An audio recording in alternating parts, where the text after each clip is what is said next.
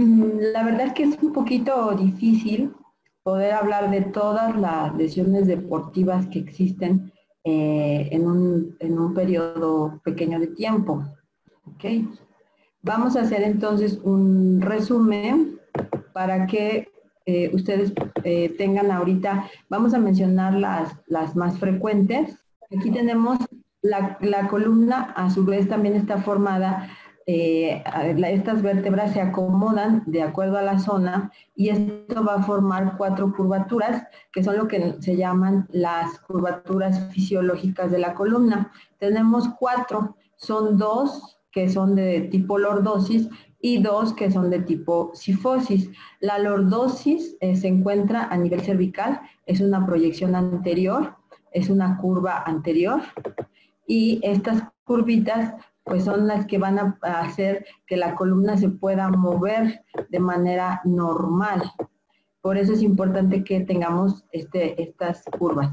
Aquí nos vamos a centrar ahorita un poquito, vamos a regresar a la curva de la columna cervical.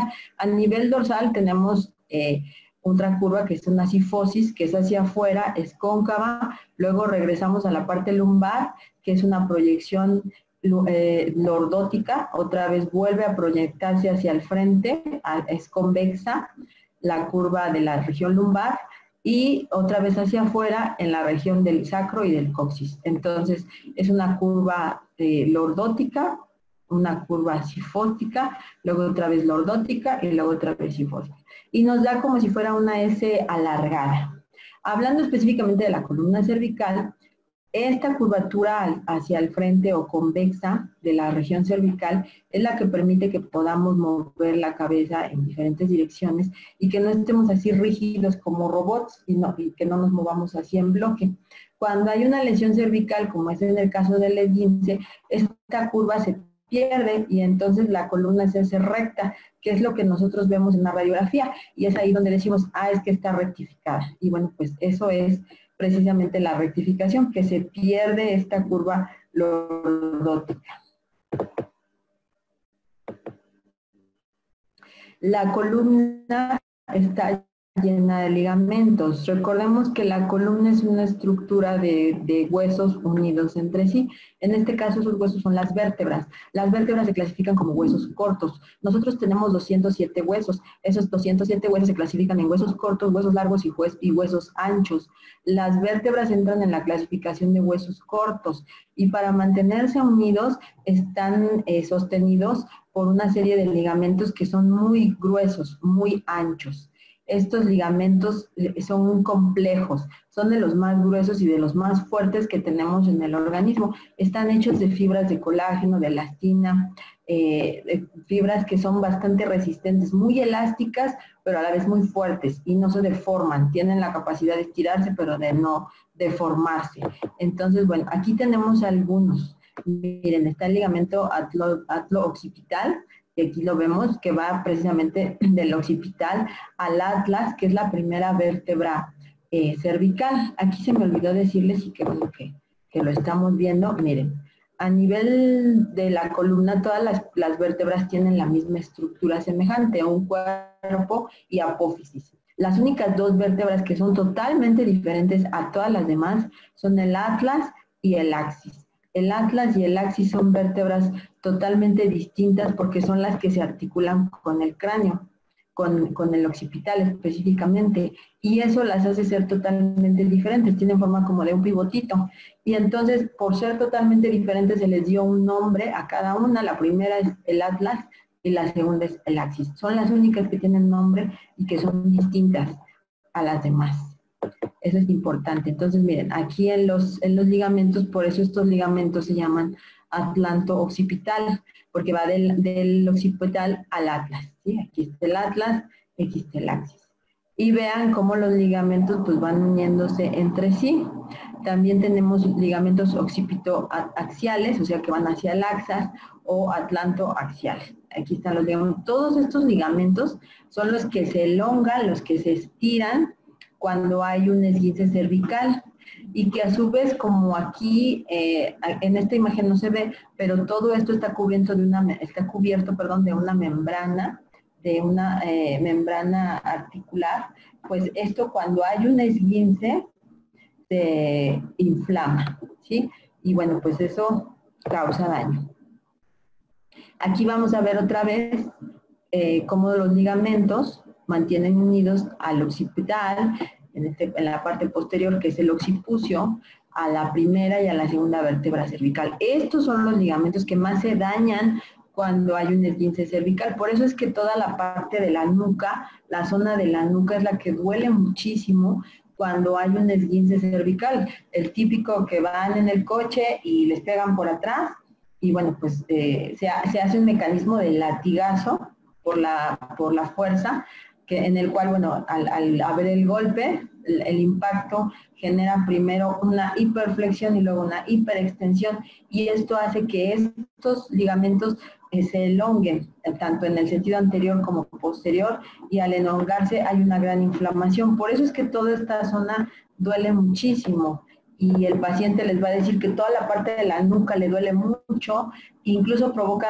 cefalea, provoca dolor de cabeza. ¿Por qué? Pues precisamente por esta situación, porque todos estos ligamentos están unidos o conectados hasta el occipital en su porción media, y eso pues genera una irradiación del dolor que va a hacer que el paciente con esguince cervical pues tenga dolor, dolor de cabeza, además de todo lo que está pasando. Aquí otra vez vemos la imagen. Miren, este es así como si lo hubiéramos partido a la mitad y podemos ver aquí el ligamento, ¿sí?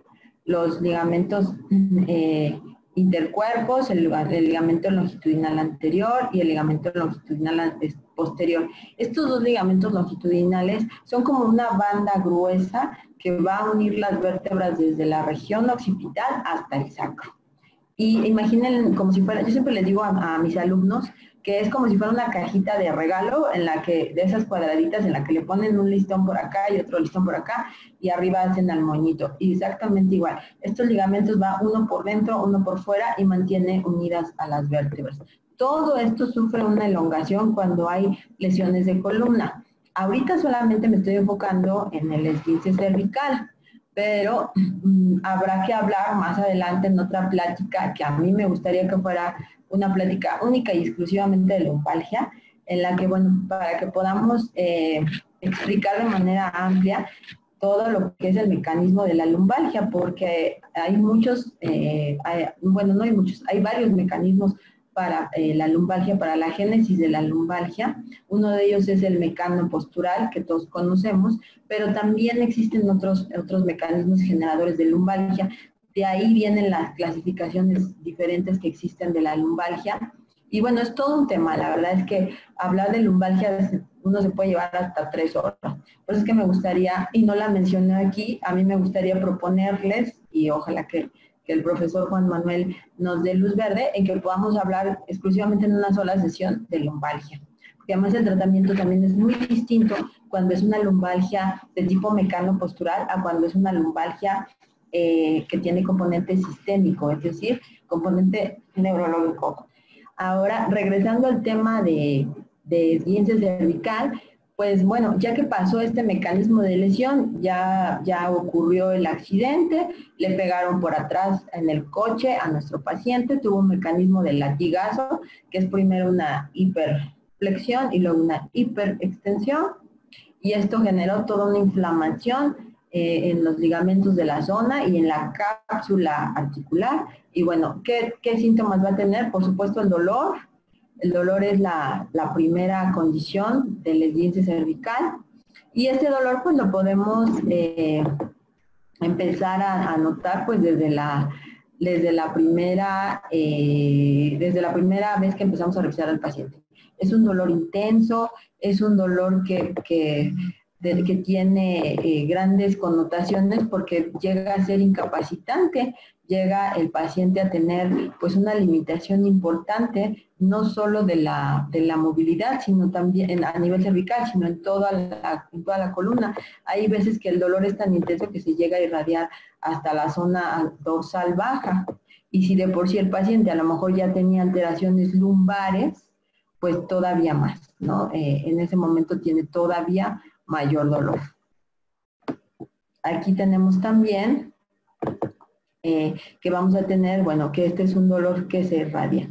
¿Cómo se irradia? Ya habíamos dicho, puede llegar a la cabeza, a doler toda la cabeza, puede llegar a doler los hombros, puede llegar a doler la parte posterior de la escápula, en la zona interescapular, incluso se puede irradiar hasta la zona lumbar, como ya les había yo dicho, y en la cabeza pues puede haber una cefalea intensa. Es punzante, es urente.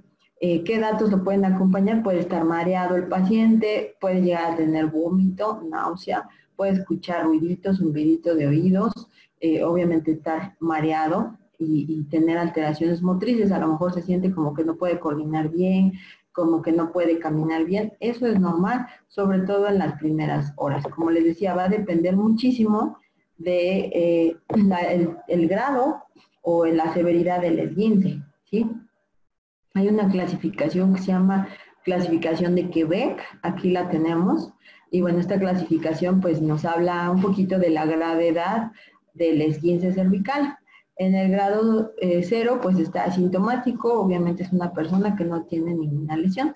En el grado 1 hay un dolor leve de cuello y cierta rigidez, pero todavía le permite moverse de manera normal. En el grado 2, el dolor de cuello es muy intenso y ya tiene mayores signos musculoesqueléticos, como es mayor rigidez. Aquí sí ya el paciente se empieza a mover como robot, como que en bloque, ¿no? Así, no gira su cuello, sino que se mueve todo el dorso. Ese ya es un grado 2. En el grado 3 ya tiene signos neurológicos, que es lo que habíamos platicado. Lo mismo pasa, como les comentaba antes, en la lumbalgia. Hay alteraciones que son mecanoposturales, es decir, únicamente están alterando el músculo, la función muscular, la función de los ligamentos, la función articular, pero no ha habido un daño del sistema nervioso periférico y los nervios están intactos. Hay lesiones que generan daño del nervio periférico y que además de tener todas las alteraciones articulares, dolor muscular, inflamación, dolor en ligamentos, etcétera, tienen también, además de este cuadro clínico, agregado alteraciones neurológicas. ¿Que cuáles son? Bueno, pues por supuesto, alteraciones de la sensibilidad, alteraciones de la fuerza sobre todo. Ahí es cuando nosotros decimos que una lumbalgia o una cervicalgia están sistematizadas porque ya tienen datos de alteración neurológica. Y la clasificación 4 pues ya nos habla de una fractura o de una luxación a nivel de columna, que estas ya son lesiones muy graves porque pueden llegar a comprometer tanto la vida como la función a nivel de la médula espinal. Recordemos que puede existir una lesión medular alta y la persona puede quedar cuadriplégica. Esto es en accidentes muy severos. O puede haber una luxación o una fractura menor a nivel de alguna de las vértebras. Sobre todo se presentan en lesiones muy severas, fracturas de la segunda o de la tercera vértebra cervical. Estas ya son lesiones, por supuesto, 100% quirúrgicas y muy severas. Y bueno, esto es a nivel de columna cervical. Vamos a hablar de todas las patologías y al final vamos a hacer un poquito la mención del tratamiento. Yo me voy a enfocar en el tratamiento de rehabilitación porque es mi área. Y bueno, pues es a lo que yo me dedico y tengo, gracias a Dios, la experiencia, como les decía, pues de más de ya 15 años más o menos de estar trabajando en el área de rehabilitación. Y yo sé que los tratamientos de rehabilitación pues funcionan para todo este tipo de lesiones y prácticamente pues lo que tenemos que mandar a ortopedia o lo que se tiene que operar pues es un 10% aproximadamente, son mínimos. Por eso es que me voy a enfocar un poquito más en el tratamiento, pero vamos a ver ahorita las lesiones y después el tratamiento. En el caso de la región cervical, bueno, vamos a hablar específicamente vamos a hacer una mención antes de hablar del tratamiento quirúrgico, aquí del uso del collarín. Quiero detenerme un poquito aquí en esta parte porque ha habido mucha controversia en los últimos años con el uso del collarín. Los artículos más recientes nos dicen que el collarín no se debe de dejar más allá de entre 3 y 5 a 6 días. Eso son estudios recientes y eso contradice a la vieja escuela que decía que había que dejar el collarín 15, 20 días o hasta un mes. Todavía vemos pacientes que los han dejado con el collarín hasta un mes y eso pues la verdad es que se nos hace una barbaridad porque el collarín lo que hace pues es mantener la contractura y a veces generar más lesión de lo que está ayudando. Si es un collarín blando, pues mantiene esa postura fija, pero no permite que los músculos, que las fibras musculares vayan tomando nuevamente su tono normal, se vayan desinflamando, empiecen a estirarse de manera normal y a tomar su arco de movilidad. Entonces perpetúa la inflamación, perpetúa la contractura y perpetúa el dolor. Y eso sí es blando. Ahora imagínense si es un semirrígido, porque los rígidos, hay 3 tipos de collarines, el blando, el semirrígido y el rígido. El collarín semirrígido se utiliza para esguinces grado 2 en adelante. Entonces, imagínense, si el blando causa dolor y causa compromiso, el semirrígido pues todavía más. Y a mí me ha tocado ver pacientes con collarines semirrígidos que se los han mandado hasta de mes y medio.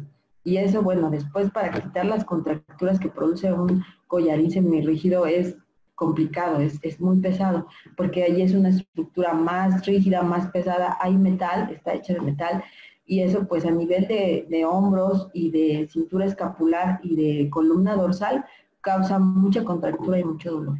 Por eso es que hay que tener cuidado con el uso del collarín.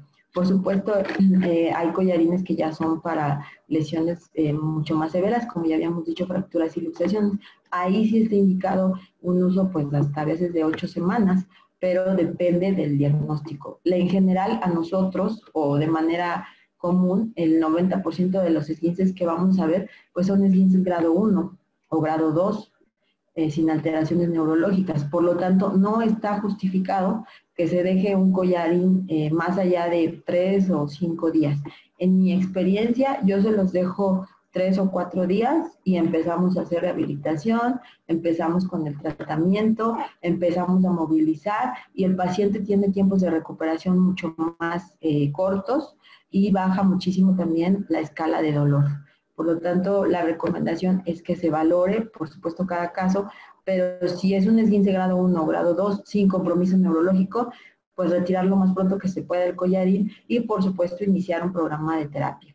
Esa es mi recomendación y la experiencia, en mi caso, como les decía, pues ha sido muy favorable. A mí me ha ido bien con este manejo, ¿sí? Vamos a retomar más adelante el manejo con el tratamiento de rehabilitación, pero quería hacer un paréntesis especial para hablar de los collarines. Ahora vamos a pasar a las lesiones de hombro. La verdad es que el hombro, bueno, el hombro es una de las articulaciones más complejas que hay. De entrada, es una articulación que se clasifica de manera anatómica como inestable. Y si nosotros hacemos una pequeña remembranza de la anatomía del hombro, pues tendremos que recordar que el hombro, la escápula, tiene la cavidad glenohumeral, pero es una cavidad irregular, donde la cabeza del fémur, perdón, del húmero, no entra de manera normal, o sea, no embona como la del fémur, con la cadera, que ahí sí entra y embona perfecto y no tiene ningún problema, es una articulación 100% congruente. El hombro no, el hombro es una articulación incongruente y anatómicamente inestable, porque no embona igual, de la misma manera la cabecita del húmero no embona directamente sobre la cavidad glenohumeral, por lo tanto requiere del auxilio del glenum humeral, del glenum glenoideo, perdón, del todo el andamiaje, de los ligamentos, de los músculos que forman toda la cápsula y forman el equipo de contención que permite que embone de manera superficial, por así decirlo, que entre la cabecita y entonces quede articulada en el hombro. Por eso es que es tan fácil que se produzcan luxaciones recurrentes de hombro. Y no sé si les ha tocado ver, pero bueno, nosotros tenemos pacientes que ya son que tienen luxaciones crónicas. Incluso ellos mismos ya saben cómo cómo acomodárselo, cómo reducírselo, y ya cuando se les zafa por algún esfuerzo, pues en automático ellos se lo vuelven a acomodar y no pasó nada. Entonces, esto nos habla de que esa cápsula articular, de que esos ligamentos, esos músculos ya están muy vencidos, ya la resistencia ya no es la misma, las fibras de colágeno, de elastina ya están muy elásticas, es como un resorte que ya está muy guango, y entonces ya no contiene igual la cabeza humeral dentro de la articulación, y entonces a cada rato se está zafe y zafe y zafe. ¿Cuál es el tratamiento en este caso? Es 100% quirúrgico. Lo que hay que hacer es operar esa articulación para reforzar la cápsula articular, para reforzar los ligamentos y que se deje de salir. Ese es el tratamiento. En una luxación que ya lleva 2 o 3 veces, pues ya la cosa es quirúrgica. Desgraciadamente los pacientes se acostumbran mucho a estar así y pues ya a veces no le hacen caso y no se quieren operar y ellos solitos se lo acomodan y no pasa nada. Pero esto tiene que ver por la anatomía del hombro, que es una articulación anatómicamente incongruente. Y cuando nosotros entendemos la anatomía, nos es más fácil después explicarnos por qué de muchas patologías. Específicamente con el hombro, es una articulación muy difícil, es de las más difíciles por esta situación, porque es anatómicamente inestable. Otra situación que pasa con el hombro, además de que se luxa muy fácilmente, es que se pega, por así decirlo, ¿no? Existe el término de hombro congelado, o lo que los pacientes dicen es que se pegó, ¿no? Se le pegó el hombro. Y efectivamente sí, lo que sucede es que hace una fibrosis muy fácilmente el hombro y muy fuerte después de una lesión. Es fácil que se fibrose y entonces empieza la cápsula a ponerse, a endurecerse, por así decirlo, con el proceso fibrótico y ya no permite la movilidad. Y bueno, pues muchas veces esto se tiene que resolver igual en quirófano, con anestesia para poder romper esa fibrosis y liberar el arco de movimiento. Por eso es que es tan importante que nosotros en terapia, nosotros que somos personal del área de rehabilitación y en terapia física, trabajemos con el hombro de manera precoz después de una lesión para evitar precisamente que se pegue. Porque una vez que ya empieza a tener ese proceso de fibrosis y que ya se empieza a pegar, a endurecer, por así decirlo, ya es mucho más complicado poderlo liberar, requiere muchísima terapia, estamos hablando de más de 40, 50 sesiones, es mucho más doloroso para el paciente, es mucho más complicado recuperar un arco de movilidad, no completo, sino por lo menos que le permita las actividades de la vida diaria. Recordemos que para las actividades de la vida diaria, pues nosotros tenemos que tener un arco de movilidad al 50% en el hombro, es decir, que yo pueda hacer una abducción a 90 grados mínimo, porque aquí a 90 grados yo puedo comer, yo me puedo asear, me puedo arreglar, me puedo peinar, me puedo abrochar, cambiar, pero tengo que tener por lo menos el 50%, o sea, a 90 grados. Si el hombro está pegado, pues por supuesto nunca vamos a llegar a los 90 grados y eso va a comprometer a su vez la funcionalidad del hombro y del paciente y va a repercutir en las actividades de la vida diaria.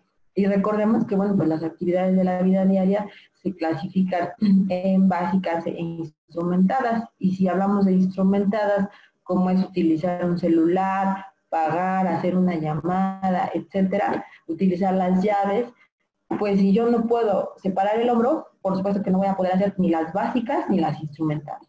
Entonces ahí ya entramos en un tema de discapacidad. Por eso es que, bueno, es muy importante tratar las lesiones del hombro. No me voy a meter en todas las lesiones del hombro, ya mencionamos un poquito la luxación recidivante, pero bueno, vamos a hablar de las más importantes ahorita o las que vemos más frecuentemente en la consulta, que son el pinzamiento subacromial y el síndrome de abducción dolorosa de hombro, que el síndrome de abducción dolorosa del hombro en el gran porcentaje de los casos, en un 90%, está relacionado con pinzamiento del manguito de los rotadores.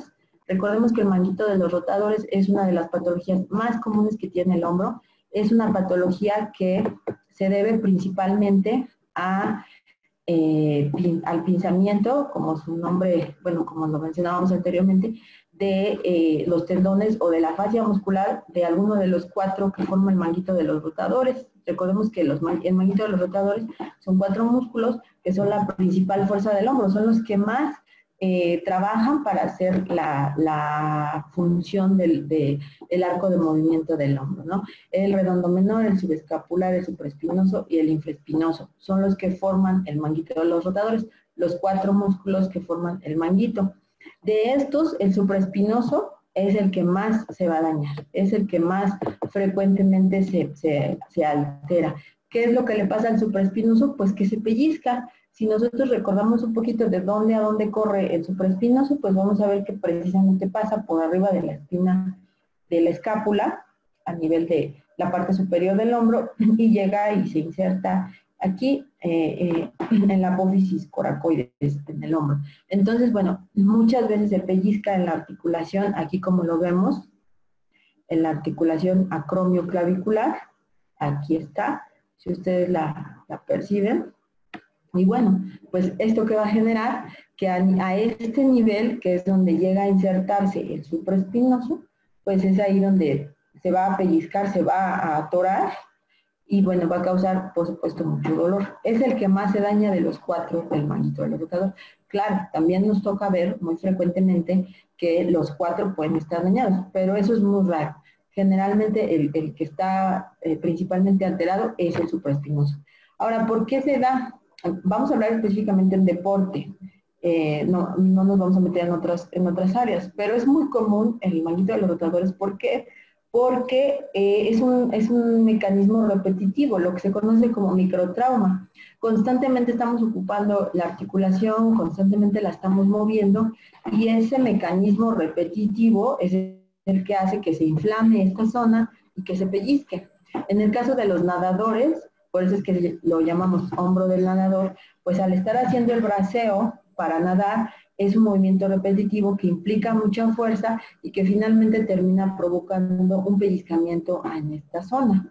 Por eso es que se llama hombro del nadador. Y no solo en el nadador, por ejemplo, los que juegan squash o cualquier deporte que implique con raqueta, pues también es muy frecuente que se dañen el manguito de los rotadores. Entonces aquí, bueno, pues lo que tenemos que buscar en el caso de un hombro doloroso de un deportista, pues por supuesto averiguar qué tipo de deporte hace, y si es un deporte que implica constante movilización del hombro, pues por supuesto tendríamos que pensar que el manguito de los rotadores pues está dañado, ¿sí?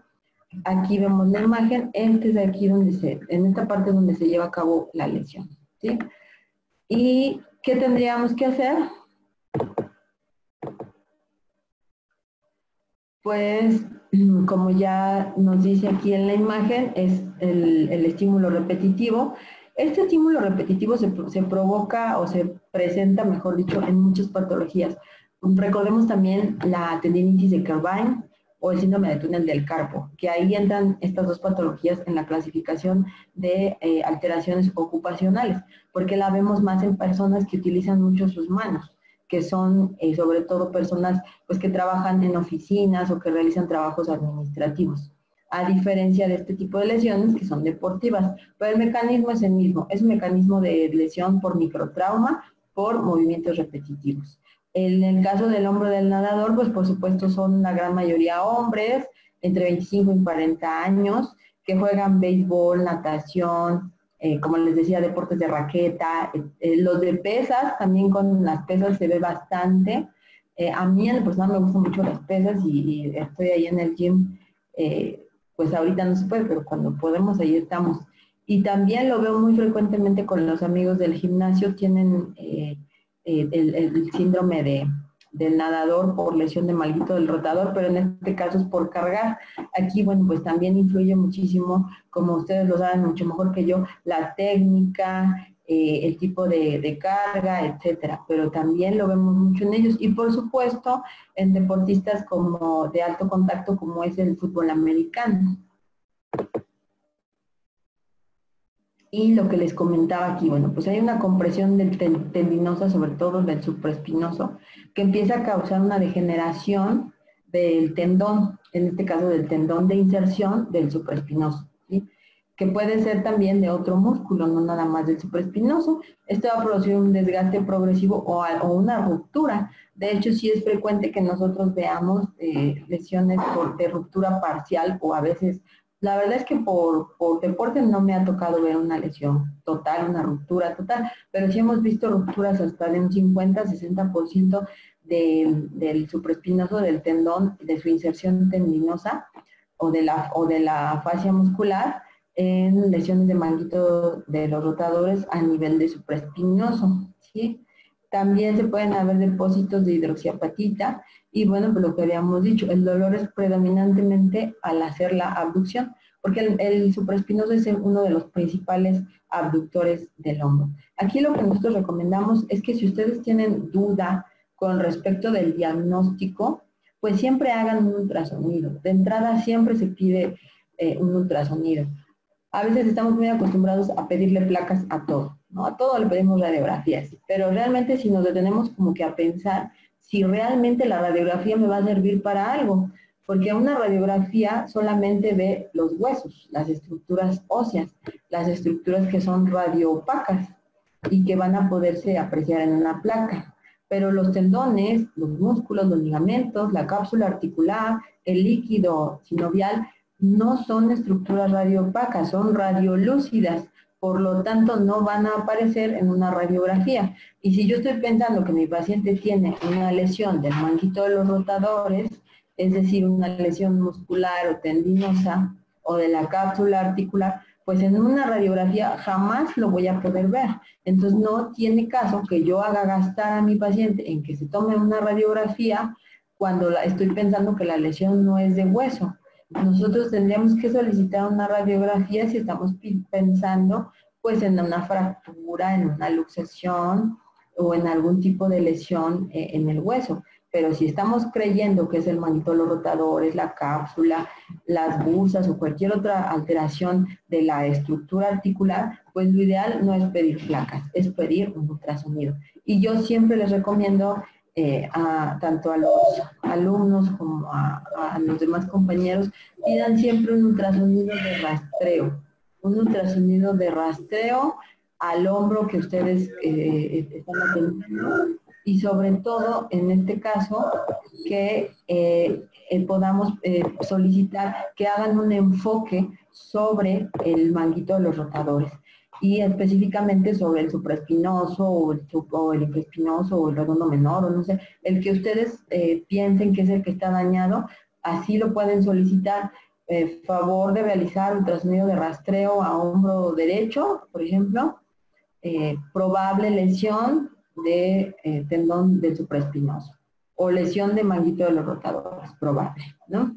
Y bueno, pues la verdad es que ahorita los ultrasonidos han avanzado muchísimo, se ven extraordinariamente bien y cualquiera nos puede decir en el reporte, pues si está dañado o no está dañado. Y siempre nos ponen un porcentaje del daño.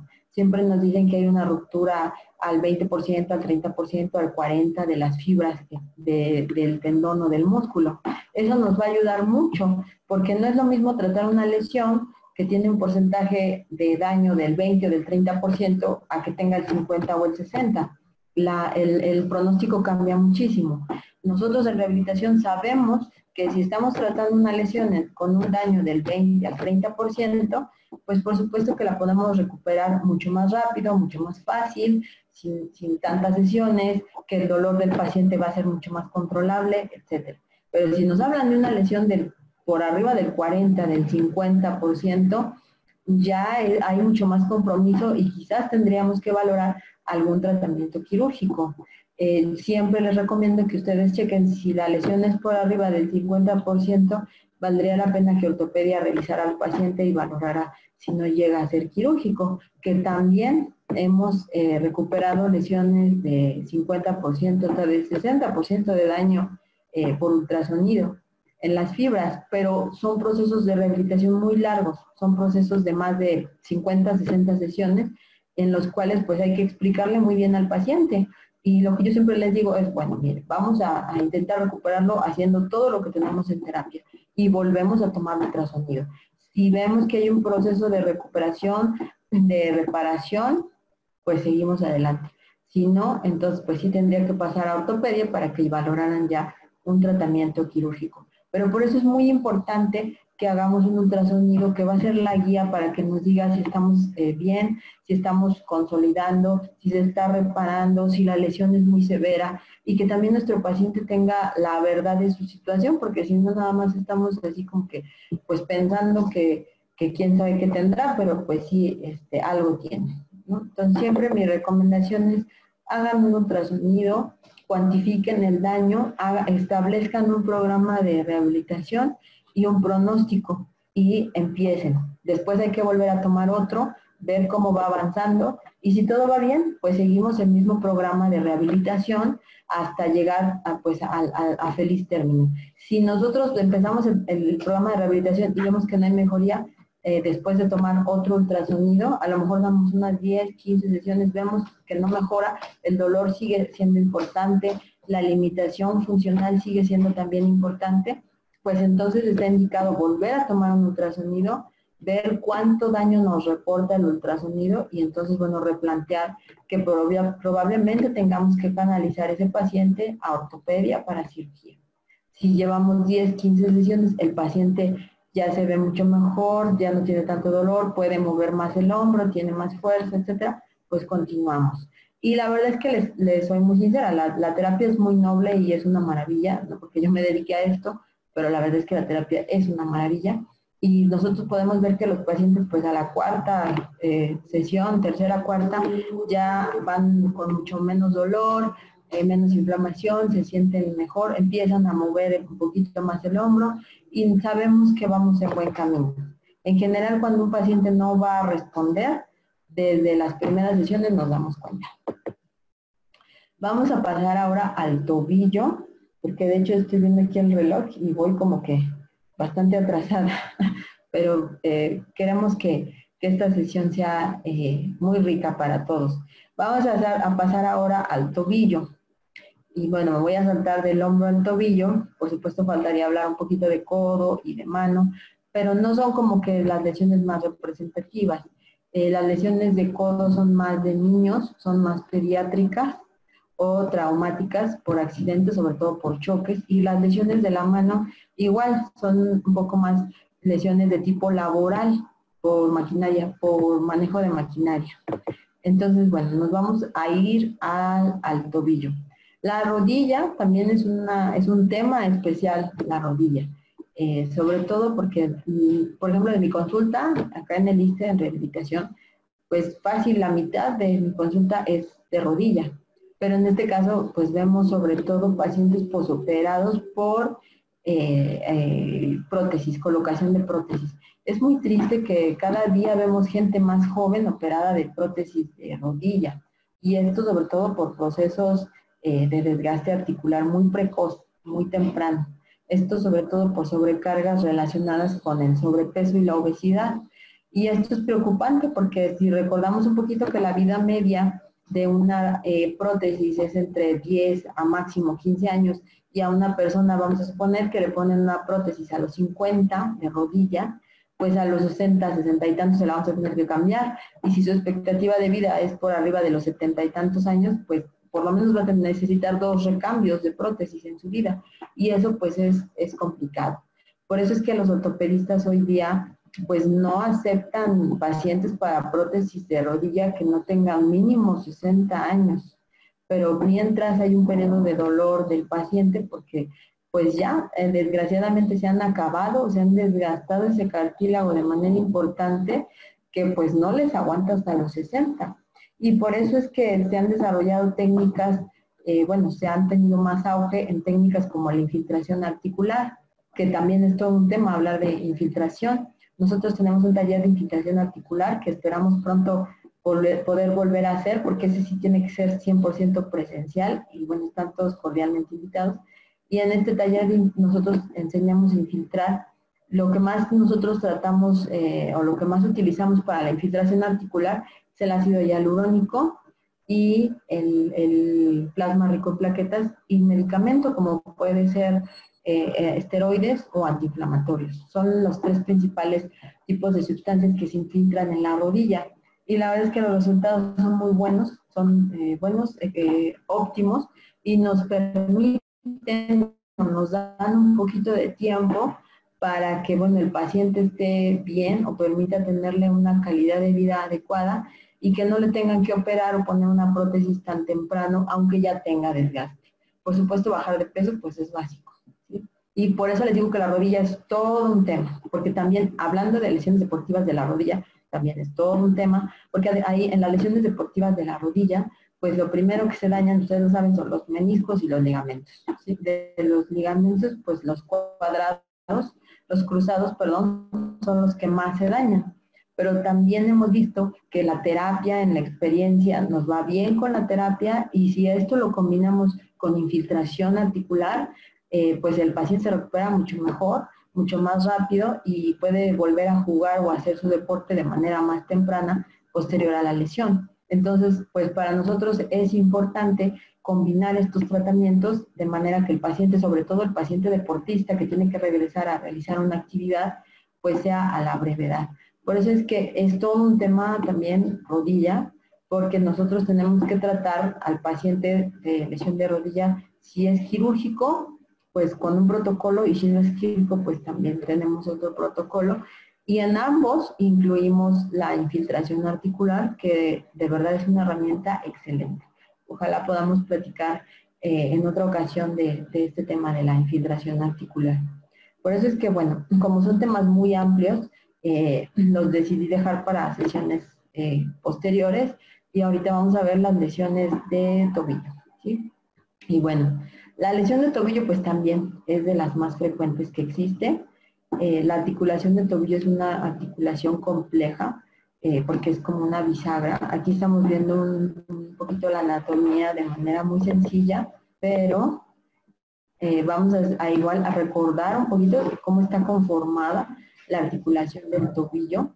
Tenemos que la articulación del tobillo pues es la unión entre la tibia y el peroné y a su vez estos dos con el astrágalo, ¿sí? Que es este que está aquí.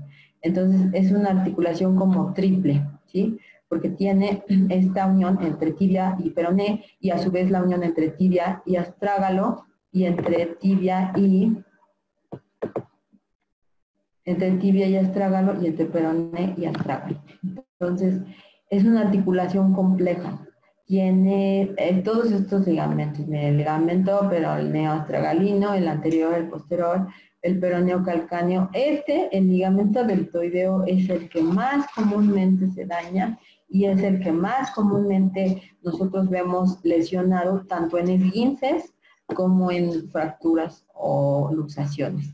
Porque este es un ligamento que va por dentro, dijéramos, de la articulación y mantiene unidos a los tres. Por eso es que es como que el que más se daña.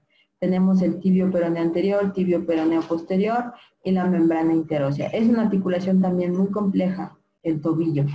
Infiltrar tobillo es difícil porque es una articulación muy cerrada, pero también lo hacemos y también tiene buenos resultados, aunque no es tan común. La biomecánica, bueno, pues los arcos de movimiento que nos da el tobillo, tenemos flexión dorsal y flexión plantar para no hacernos bolas, con 50 grados de movimiento en la plantar y 20 grados en la dorsal, ¿sí? También tenemos los movimientos de inversión y de inversión. Tenemos flexión plantar, o lo que pudiéramos decir supinación, es decir, hacer el piecito hacia adentro y hacerlo hacia afuera, que sobre todo estos mecanismos o estos arcos de movimiento son los que vemos cuando hay esguinces o lesiones, sobre todo por pisar mal, ¿no? Ya sea que se va hacia adentro o se va hacia afuera, que es típico en los esguinces y también en las fracturas. Aquí tenemos las fracturas. Recuerden que está la clasificación de Weber, que es la que más utilizamos y la más común para las fracturas. Weber A, Weber B, Weber C. Y aquí, bueno, pues también está la clasificación de Lange-Hansen, que también nos ayuda para decirnos un poquito cómo fue el mecanismo. Aquí, por ejemplo, habla de que hay un mecanismo de supinación y abducción. Aquí hay otro mecanismo de supinación y como rotación. Y en el otro en la tercera hay un mecanismo de pronación-rotación, ¿sí? Es decir, se hace como que hacia adentro, pero gira, y en el otro se hace como hacia afuera y gira, ¿sí? Y aquí tenemos la de Weber. Generalmente la más usada es esta, la de Weber. Y dependiendo del tipo de clasificación que tenga la fractura, pues es el tipo, para empezar, el tipo de tratamiento que se va a establecer, si es quirúrgico o no es quirúrgico, y también pues nos ayuda para el tratamiento de rehabilitación. Prácticamente todas las fracturas de tobillo son quirúrgicas. Es raro que tengamos una fractura de tobillo que no sea quirúrgica, excepto que solo se haya llevado el maleolito y que este fragmento, este pedacito de maleolito a la hora de romperse, no se haya desplazado fuera de su lugar. Allí sí se puede hacer un tratamiento conservador únicamente con yeso, pero prácticamente todas las demás son quirúrgicas. ¿Por qué? Porque también se lleva mucho la sindesmosis, la unión cartilaginosa, y la única manera de repararla es con quirófano. Entonces, por eso es que son muy, muy frecuentes las cirugías de tobillo. Aquí vemos los síntomas, miren, aquí luego se ve la deformidad, está hinchado, pero ya está chuequito, miren, aquí ya se ve la bolita, está morado, duele, está deformado, está caliente, no pueden caminar, los síntomas clásicos. Aquí, miren, igual, ¿no? Muy evidente. Esta, pues, es una fractura. Por supuesto, es una fractura. Aquí se ve el desplazamiento del segmento óseo. Aquí lo estamos viendo. Esto es 100% quirúrgico. Vemos cómo está empezando a salir la equimosis. Por supuesto, esto se va a poner súper morado. Apenas está empezando, ¿sí? Pues, de aquí de entrada ya nosotros lo vemos y ya sabemos que eso es quirúrgico, ¿sí? Y este es nada más un esguince, miren, la gran diferencia, que aquí no hay deformidad, está edematizado, o sea, está hinchado, pero no está deforme, como en esta parte que aquí se ve ya la deformidad, y hay mucha equimosis, mucho moradito, que ya ven que se va poniendo morado, y luego verde, amarillo, hasta que ya se quita. Bueno, aquí hay mucha equimosis, está hinchado, por supuesto hay dolor y la persona no va a poder pisar, pero se hace la diferencia, esta es una fractura, este es un esguince, ¿sí? Igual, muchas veces también nosotros tenemos dudas con respecto de la lesión. ¿Por qué tenemos dudas? Bueno, pues porque muchas veces nosotros tomamos la radiografía. Aquí sí está indicado tomar la radiografía, pero ojo, está indicado tomar la radiografía si el paciente dice, bueno, es que yo iba caminando y típico, que había un hoyo, una coladera, yo no lo vi, metí el pie, se me dobló hacia afuera, yo vi cómo tronó y ahorita ya no puedo caminar, está muy hinchado, me duele mucho, está caliente, está rojo, etc. En ese momento sí está indicado que nosotros tomemos una radiografía, porque lo que estamos pensando pues es de primera instancia que está roto, ¿sí? Si nosotros tomamos la radiografía, pues tenemos la obligación de verificar que no haya estructuras óseas lesionadas. Para eso existe algo que se llama reglas de Ottawa. Ahorita me voy a regresar a la otra imagen. Las reglas de Ottawa nos ayudan o nos indican cómo podemos tomar una radiografía de manera que sea de buena calidad y que estemos seguros de que estamos viendo la proyección adecuada para no pasar por alto ninguna fractura. Muchas veces es difícil a algunas ocasiones encontrar el trazo, sobre todo cuando son los huesos del tarso. Por ejemplo, como aquí el escafoides. Hay veces que hay trazos de fractura en los huesitos del tarso, que son huesos pequeños, en los cuales está el trazo o la rayita, pero no se ve bien porque están sobrepuestos en la radiografía unos sobre de otros, y entonces no lo podemos alcanzar a distinguir bien. En esos casos está indicado que se pida un foco. Si yo tengo duda de si el trazo es o no es, pues lo que puedo hacer para salir de la duda es pedir un trazo, un foco en ese trazo. Entonces yo mando pedir una radiografía que diga placa AP de tobillo derecho con foco en escafoides, o con foco en astrágalo, o con foco en tarso. Si no distingo qué hueso es, pues en el tarso. Eso lo que va a hacer es que nos va a ampliar, nos van a dar una imagen radiográfica más grande, amplificada, y entonces así yo puedo distinguir si eso que yo estoy viendo es de verdad un trazo o es otra cosa, o es una superposición. Y entonces, bueno, pues aquí nos dice más o menos cómo se debe de tomar la placa y cómo debemos nosotros de cerciorarnos de que se esté tomando la placa correcta para descartar una lesión. Vamos a pasar la imagen anterior.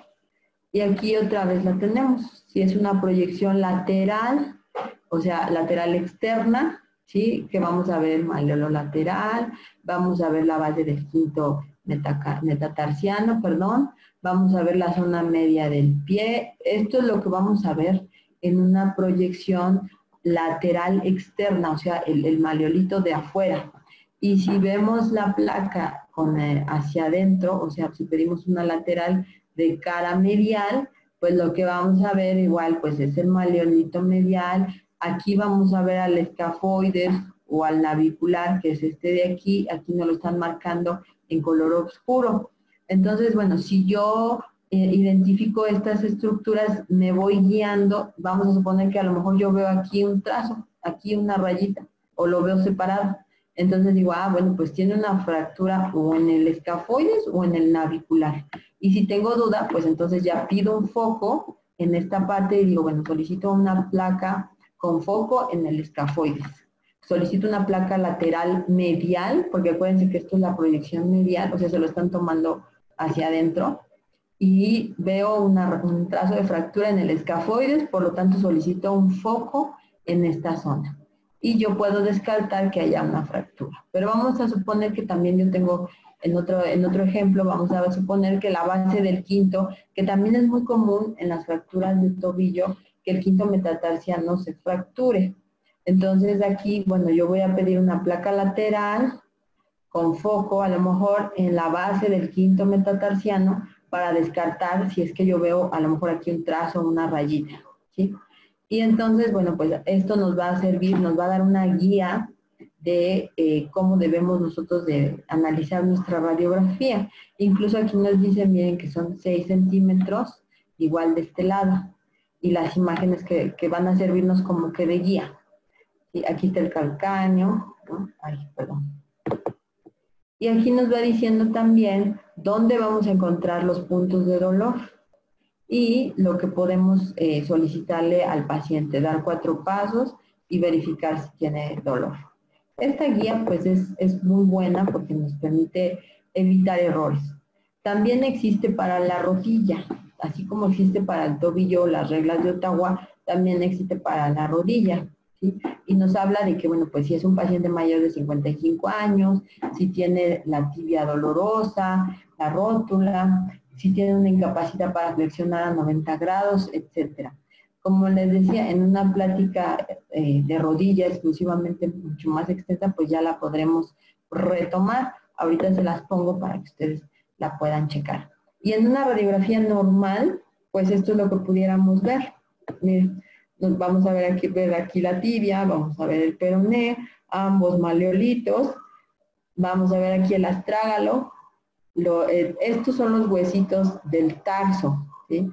Por eso es que les digo que a veces es un poquito complejo porque se hace a veces una imagen muy densa aquí y no se distingue. Por eso es que a veces si hay un trazo de fractura aquí es difícil a veces verlo. De hecho, muchas veces se pasa por alto, no se ve, hasta que el paciente sigue con mucho dolor, con mucha incapacidad, regresa 3, 4, 5 días después a la consulta, se vuelve a tomar una radiografía y entonces a lo mejor ahí sí ya se ve.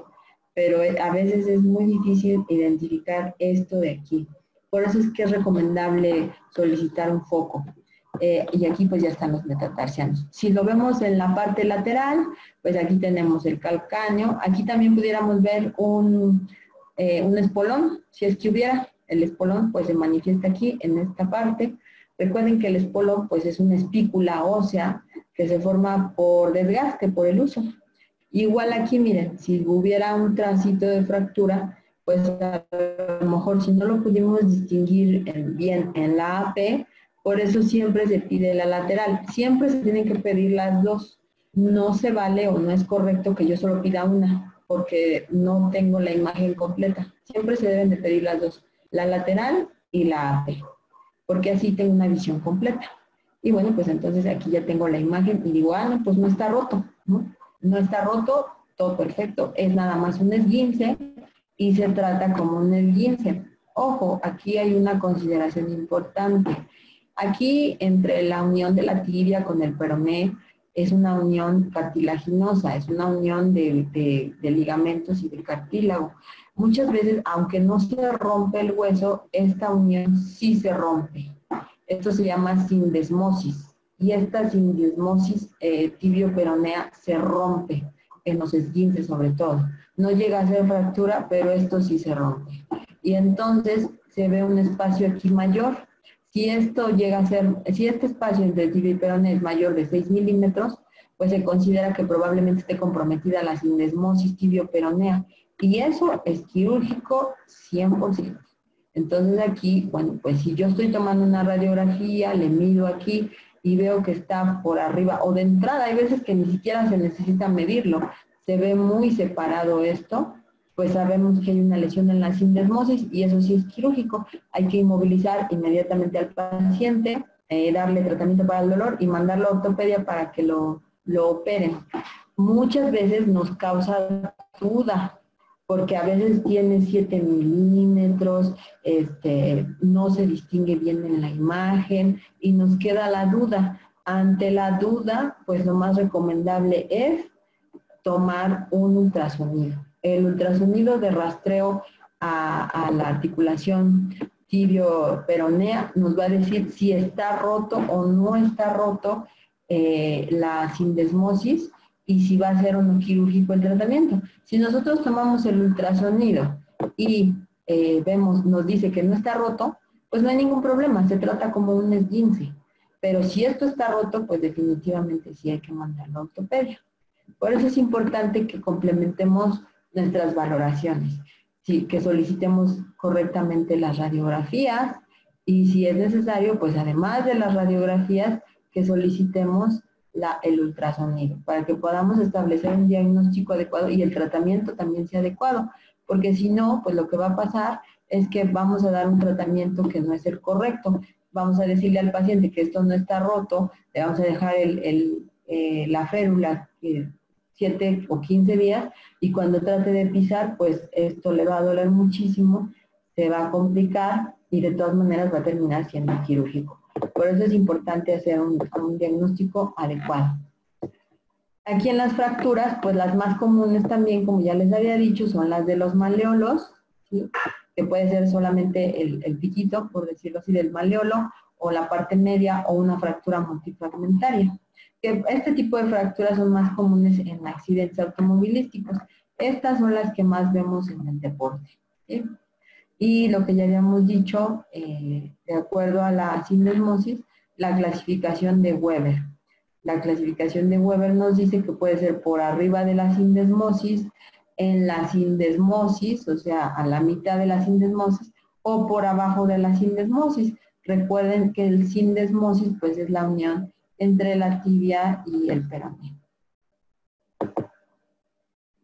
También está lo que les había comentado, las fracturas del maleolo, que bueno, aquí es un trazo grande, pero hay trazos que son muy pequeñitos, ¿eh? Entonces, esos trazos como son pequeñitos, pues esos sí no son quirúrgicos.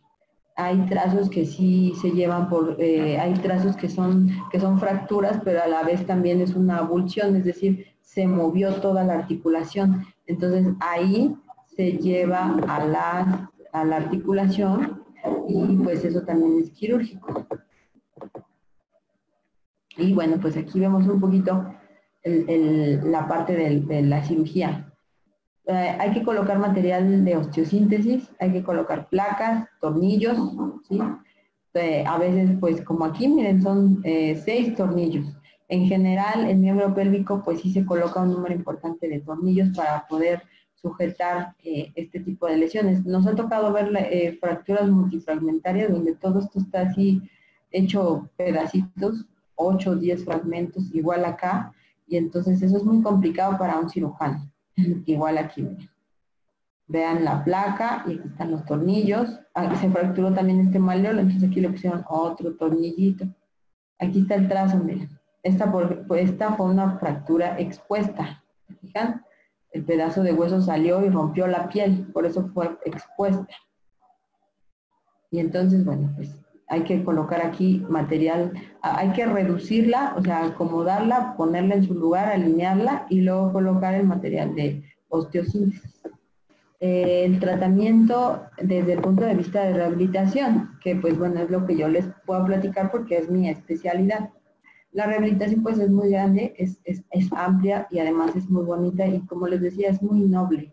La rehabilitación puede prácticamente pues recuperar cualquier lesión, ¿no? Excepto que sean lesiones como de este tipo quirúrgicas, pero bueno, cuando lo superan, a nosotros nos mandan este tipo de pacientes. Estos son los pacientes que nosotros atendemos en el día a día. Los pacientes posoperados con este tipo de características. Pacientes que vienen de una reducción quirúrgica con colocación de material de osteosíntesis. Y bueno, pues, ¿qué hacemos entonces cuando tenemos ese tipo de lesiones? Pues bueno, nosotros tenemos diferentes tipos de herramientas en la rehabilitación. De entrada, hacemos una valoración, una adecuada exploración, vemos qué tanto tiene dolor el paciente, dónde está ese dolor, porque miren, muchas veces el paciente tiene una fractura de tobillo, pero lo que le duele es la rodilla, y le está doliendo la rodilla porque la ha tenido inmovilizada y porque no está pisando bien, no la está apoyando bien. Entonces, bueno, tenemos que tratar rodilla, cadera, no solamente el tobillo, que es el que está lesionado. Nosotros hacemos esa valoración, determinamos puntos dolorosos, determinamos grado de inflamación, determinamos arco de movimiento, qué tanto logra el arco al 100% después de la cirugía, determinamos la fuerza, qué tanta fuerza tiene el paciente y también determinamos si hay lesiones neurológicas, porque muchas veces sucede, y son lesiones muy comunes, que a nivel sobre todo de la rodilla, estoy buscando una imagen, en la cirugía se llevan el nervio peroneo y esa lesión del nervio peroneo durante la cirugía, por supuesto, es una situación que nadie se desea. Es una situación extra que se presenta muchas veces en la cirugía porque son fracturas muy complicadas. Entonces, bueno, pues a la hora de estar operando lesionan el nervio peroneo y el paciente sale con el pie caído y no puede hacer dorsiflexión.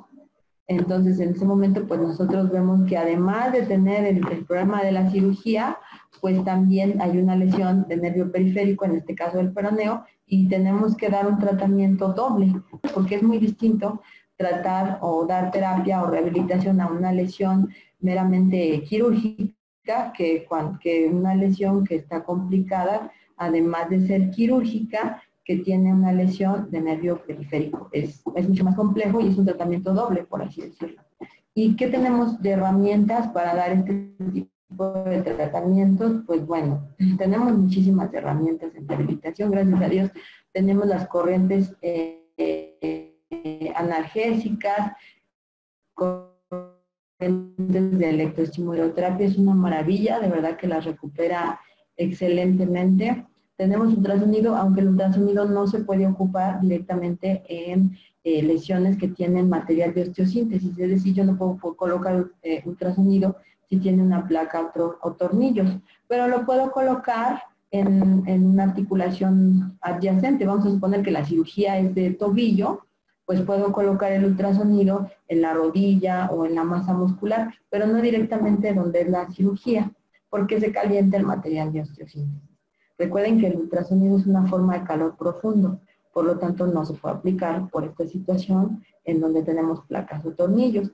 Después podemos utilizar también ya en fases más avanzadas de la rehabilitación, podemos utilizar pues la reeducación muscular, empezar nuevamente a enseñarle a esos músculos cómo deben de trabajar, porque de ahí vienen los vicios que pudiera tener más adelante el paciente durante la marcha, que fíjense que es curioso, pero esa parte de reeducar la marcha y de la reeducación muscular a veces es la más difícil y la más tardada, porque es ahí donde el paciente no quiere dejar la muleta, no quiere dejar el bastón, le cuesta trabajo, le da inseguridad caminar, tiene muchísimos vicios de la marcha, eso le va a generar a su vez dolor de columna, dolor en el miembro pélvico no afectado y se complica un poco esta situación. Y por eso es que es muy importante que nosotros tratemos no solo el miembro pélvico afectado o el miembro afectado, que tratemos la articulación vecina, en este caso estamos hablando del tobillo, pues la rodilla, y si estamos hablando de rodilla,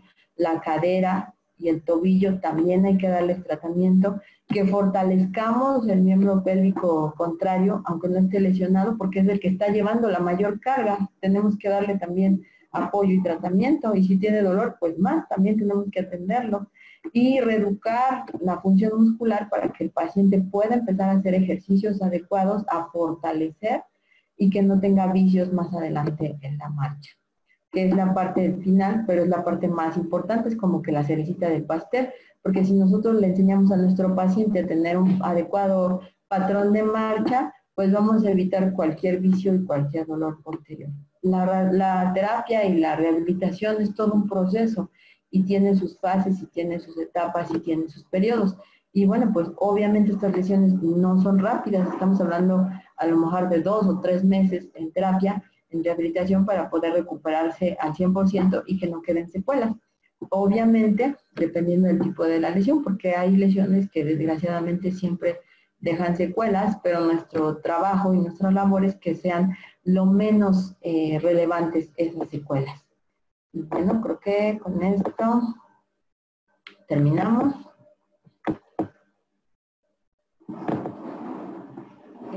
Hemos terminado la presentación. Por supuesto, como les decía, nos faltan muchas lesiones. Habría que hacer una presentación exclusiva para rodilla, para lumbalgia, para todo lo que es columna lumbar.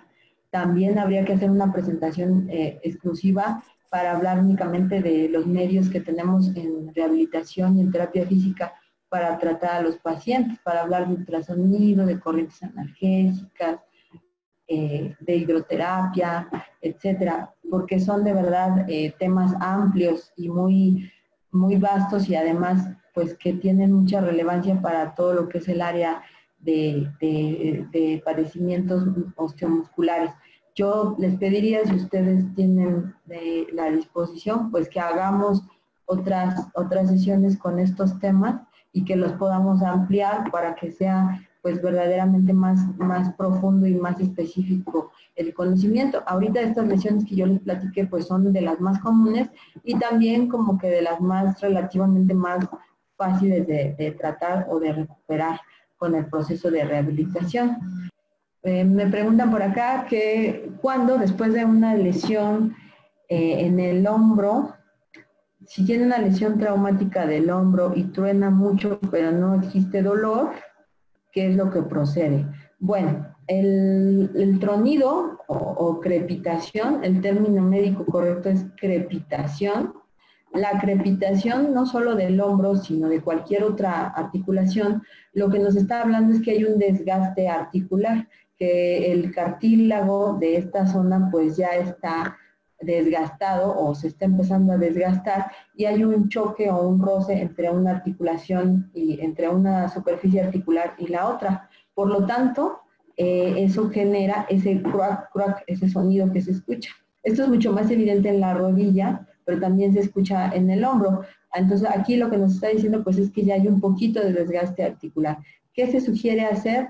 Pues, por un lado, hacer un poquito más de ejercicio para fortalecer los músculos y que no haya tanto roce, abrir un poquito los espacios articulares, y la otra, tomar glucosamina. A lo mejor ustedes han escuchado lo de la glucosamina, que también es todo un tema, pero bueno, miren, después de muchas investigaciones científicas y con bibliografía, pues lo único que está al 100% demostrado que ayuda al desgaste articular, y ojo, no a regenerar, sino a conservar el cartílago que se tiene, es la glucosamina. La glucosamina se define como un condroprotector.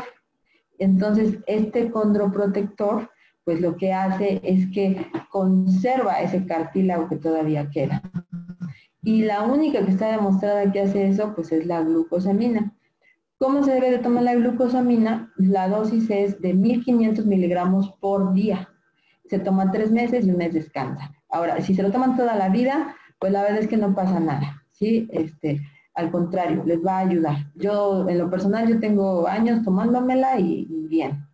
Y se la doy a todos mis pacientes y a toda mi familia. Entonces, la pueden tomar de manera indefinida o pueden hacer periodos de 3 meses, un mes, o 4 meses, un mes, etcétera. Lo importante es la dosis, 1500 miligramos por día y, bueno, pues la presentación que ustedes quieran. Yo no estoy casada con ninguna marca. Hay muchas presentaciones ya comerciales. Ustedes pueden escoger la que ustedes quieran. Simplemente lo más importante es que hagan el cálculo, vean en la cajita y vean cuánto contiene de glucosamina cada pastilla. Y en base a eso hagan la cuenta. Vamos a suponer que contiene 500 miligramos de glucosamina cada cápsula, pues entonces tendrán que tomar 3 cápsulas para completar los 1500. Ahora, ojo, porque casi siempre viene la glucosamina con algo más, con vitaminas, con minerales, con cartílago de tiburón, con whatever cosa. Con lo que venga realmente no es lo importante. Lo que importa es que sean 1500 de glucosamina y el extra que le pongan, pues ahí no pasa nada, ¿sí?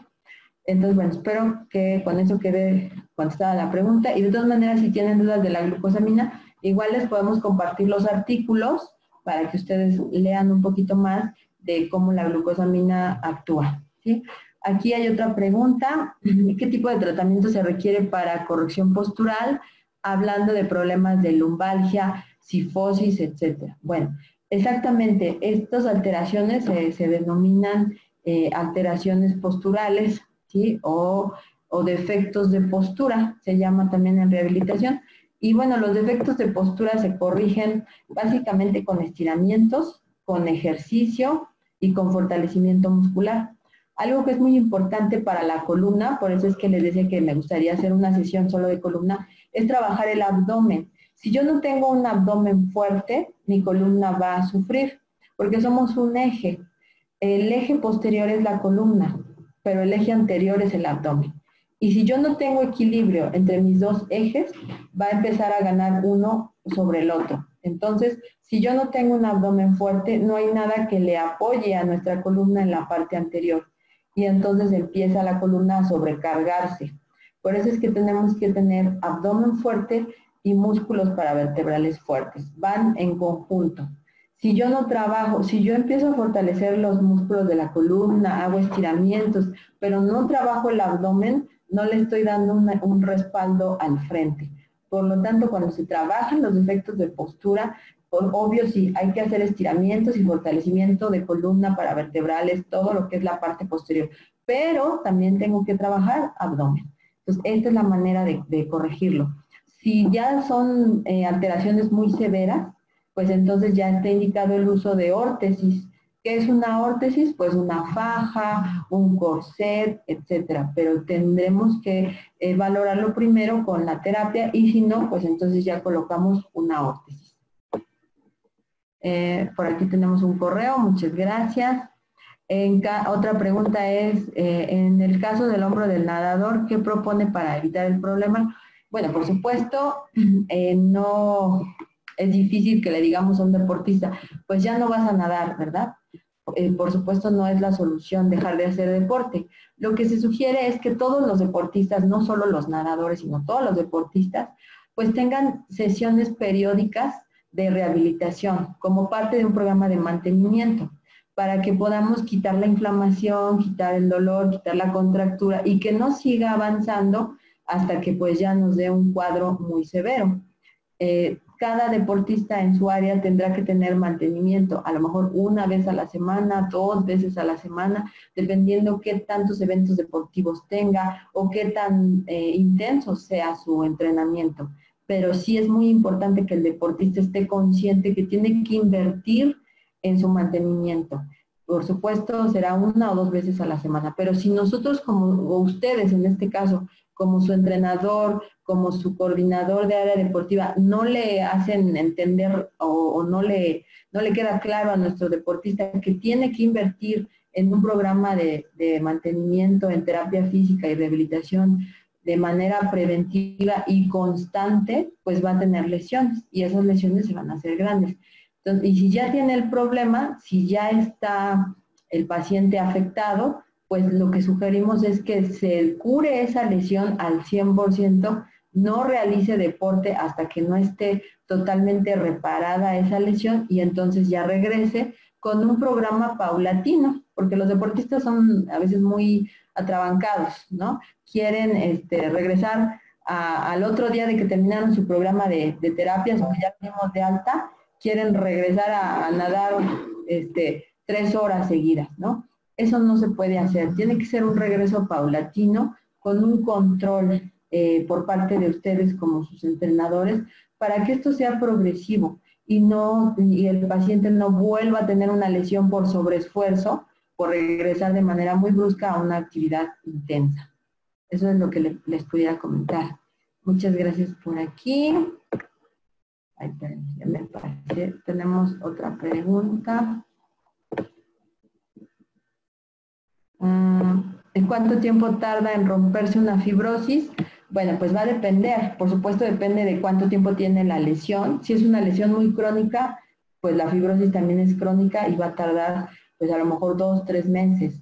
El tipo de lesión por la cual se dio, si fue una lesión crónica o fue quirúrgica, la fibrosis, la edad de la persona, el tipo de tratamiento que se le ha dado, depende. La verdad es que los patrones de fibrosis van a depender de muchas cosas, pero en general estamos hablando a lo mejor de 2, 3 meses de manera general. La condroitina es un compuesto que se le aplica muy frecuentemente a la glucosamina y también ayuda, también es un condroprotector del cartílago. Me dicen que tienen una alumna de 18 años que le duelen las rodillas y le truenan cuando hace ejercicio.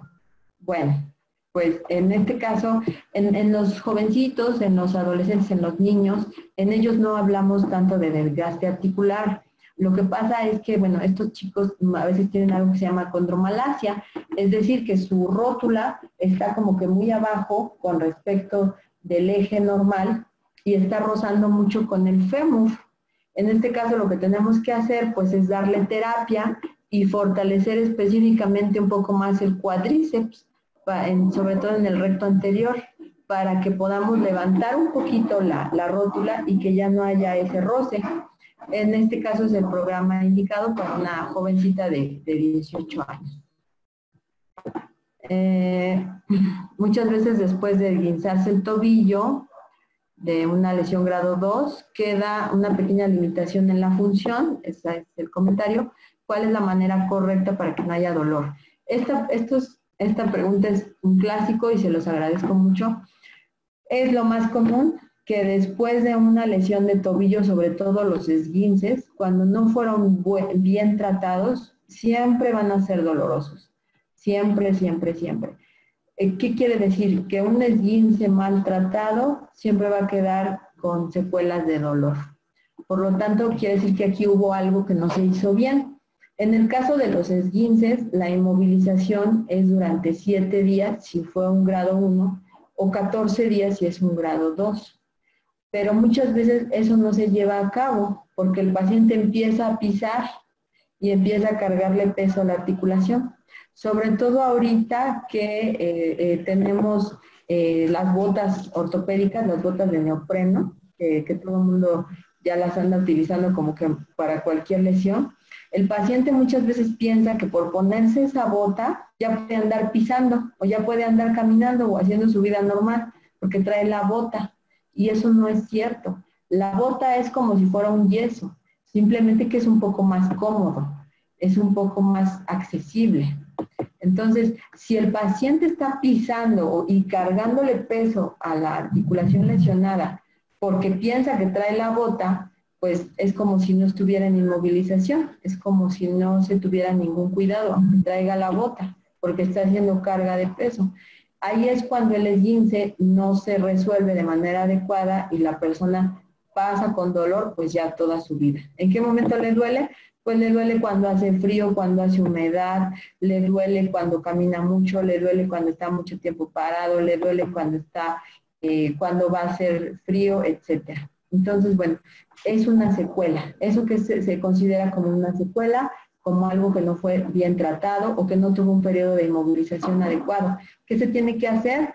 Pues dar terapia, dar un programa de terapia, a lo mejor infiltrar el tobillo o infiltrar los puntos dolorosos, pero definitivamente requiere terapia y quiere decir que no se trató bien.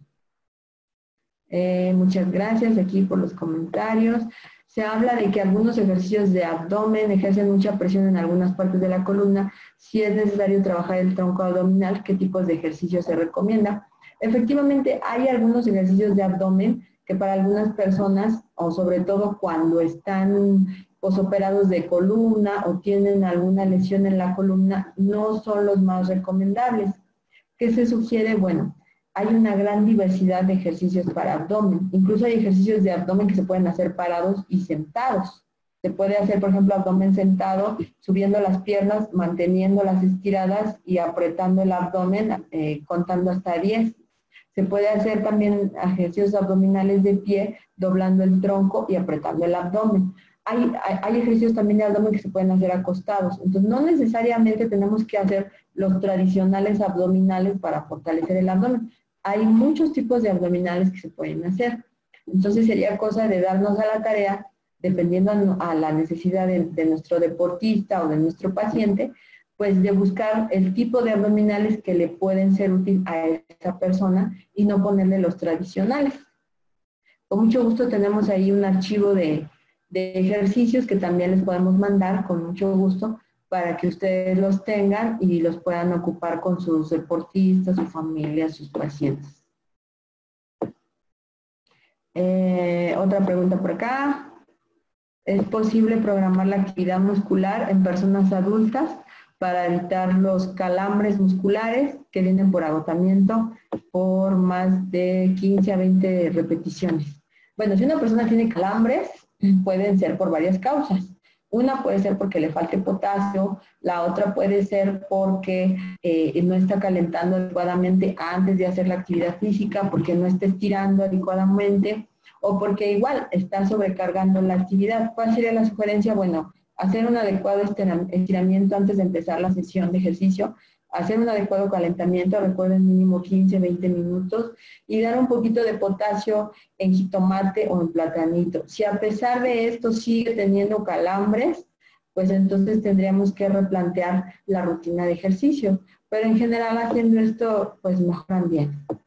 Otra pregunta, ¿se pueden realizar ejercicios al tener una hernia discal? Sí, sí se puede hacer ejercicio con hernia de disco, pero obviamente es un programa especial, específico para la persona y debe de usar faja. En este caso sí, una hernia de disco es una indicación para usar una faja o un corset dorsolumbar, que bueno, ya depende de cada paciente, se valora cuál es el que se tiene que utilizar. Muchas gracias por los comentarios. Aquí tenemos otra pregunta. A mi hermano le duelen mucho las rodillas cuando hace frío. Esto es a raíz de estiramientos mal planificados. ¿Alguna recomendación? Tiene 30 años y cuando carga le duele demasiado. Bueno, aquí nos hace, este dolor es un foco rojo y nos dice que él tiene una lesión. Seguramente tiene un desgarre muscular que no se ha tratado o que no se ha resuelto al 100%. Aquí la indicación es hacerle una valoración y darle terapia. No es normal que tenga dolor. Ningún dolor es normal. Cuando hay dolor hay que investigar y siempre hay que dar tratamiento. Muchas gracias una vez más por sus comentarios. Con respecto de la alimentación, me preguntan alimentos para huesos y tendones y ligamentos. Bueno, realmente como tal la alimentación debe ser de manera integral sana. Si tenemos una alimentación adecuada, pues por supuesto todo nuestro organismo va a estar bien. Específicamente no hay como tal algo específico para tendones, para ligamentos, para huesos. Tenemos la vitamina D para los huesos, el calcio, pero en general pues la recomendación es que tengan una alimentación adecuada. Lo que podríamos recomendarles específicamente pues sería la glucosamina, ¿sí? El uso de ortiga, me preguntan por acá, ajo, ortiga, alivia los dolores. Sí, es muy bueno el ajo y la ortiga, la verdad es que sí son muy buenos, sí, y no solo para cuestiones articulares, en general son muy buenos. Y creo que es la última pregunta. Bueno, sí, es la última pregunta. Pues yo les quiero agradecer muchísimo el gran favor de su atención.